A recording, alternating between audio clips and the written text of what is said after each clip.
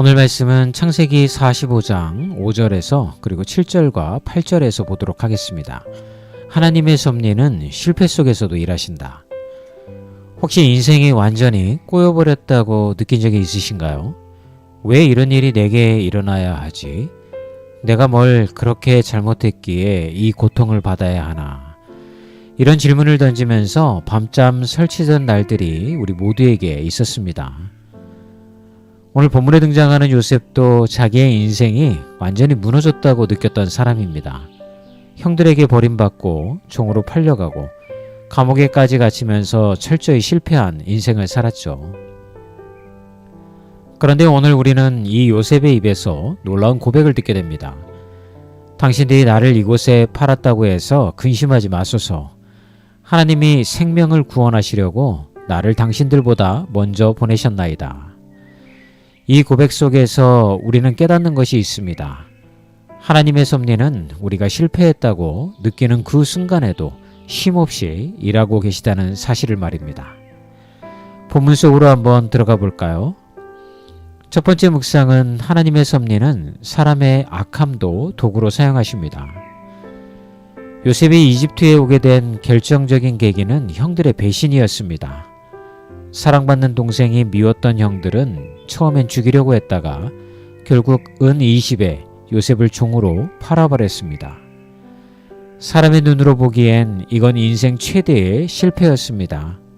그런데 시간이 지나 요셉은 놀라운 눈으로 이 사건을 다시 해석합니다. 당신들이 나를 이곳에 팔았으나 하나님이 나를 앞서 보내셨습니다. 형들이 팔았는데 하나님이 보내셨다고요? 맞습니다. 이게 바로 하나님의 섭리입니다. 하나님은 사람의 악함마저도 자신의 계획 안에 포함시켜 결국 선한 뜻을 이루어 가시는 것입니다. 어느 화가가 흰 캔버스 위에 검은 잉크를 떨어뜨렸습니다. 사람들은 실수했다고 말했지만 그는 그 검은 얼룩을 바탕으로 아름다운 그림을 그려냈죠. 우리 인생의 얼룩도 하나님의 손에 있을 때에는 놀라운 작품이 됩니다. 혹시 지금 누군가의 잘못된 선택이나 배신 때문에 인생이 망가졌다고 느껴지시나요? 그 상처와 실패조차 하나님은 사용하셔서 결국은 당신을 준비된 자리로 이끄실 것입니다. 하나님은 그만큼 능력이 있는 분이시고 선하신 분이십니다. 두 번째 묵상은 하나님의 섭리는 고난 속에서 당신을 준비시킵니다. 요셉은 형들에게 팔린 이후 보디발의 집에서 노예가 되고 거짓 누명으로 감옥에까지 갇히는 시간을 보내죠. 무려 13년간 그는 고난과 외로움 속에서 하나님의 뜻을 이해할 수 없는 시간을 보냈습니다. 하지만 그 시간은 결코 버려진 시간이 아니었습니다. 하나님은 요셉의 성품을 다듬으시고 리더십을 훈련시키시고 하나님의 때를 준비시켰던 거죠. 45장 7절의 말씀을 보십시오. 하나님이 큰 구원으로 당신들의 생명을 보존하고 당신들의 후손을 세상에 두시려고 나를 당신들보다 먼저 보내셨나이다. 하나님은 요셉을 먼저 보내어 고난을 통해 구원의 통로로 준비시키신 것입니다. 지금 고난 중에 계십니까? 그 고난이 끝이 아니라 하나님의 준비 과정이라는 믿음을 놓지 마십시오. 하나님은 당신을 통해서 누군가의 생명을 살리시려는 계획을 갖고 계십니다. 그리고 그 고난은 절대 헛되지 않습니다. 여러분, 두려움은 하나님이 주신 마음이 아닙니다. 하나님의 섭리는 그 두려움을 주는 실패마저도 사용하시는 은혜입니다. 우리가 지금은 이해할 수 없어도 나중에 분명히 고백하게 될 것입니다. 하나님이 나를 먼저 보내셨습니다. 하나님이 모든 것을 선으로 바꾸셨습니다. 오늘도 이 말씀을 힘을 얻어서 소망의 하루를 살아내는 그런 하루가 되기를 기도합니다.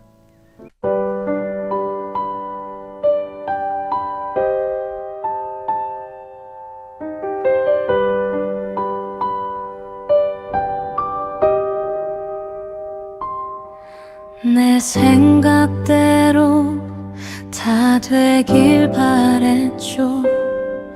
그게 나에게 가장 좋은 길이라 믿었죠.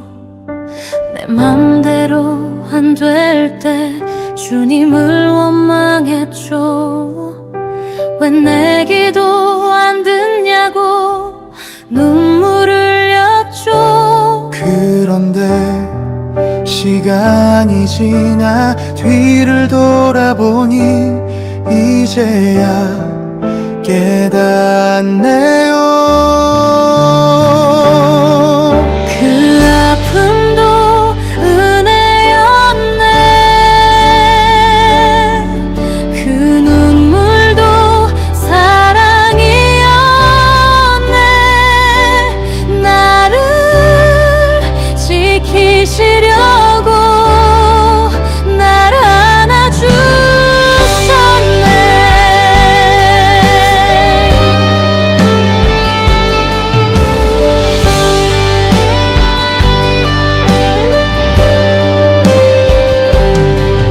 내 길이 막혔을 때 다 끝난 줄 알았죠.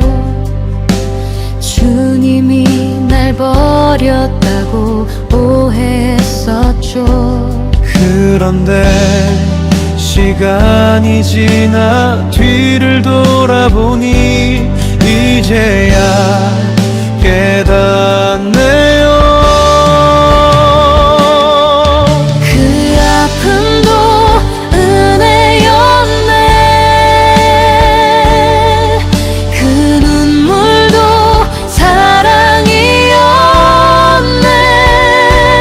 나를 지키시려고 날 안아주셨네.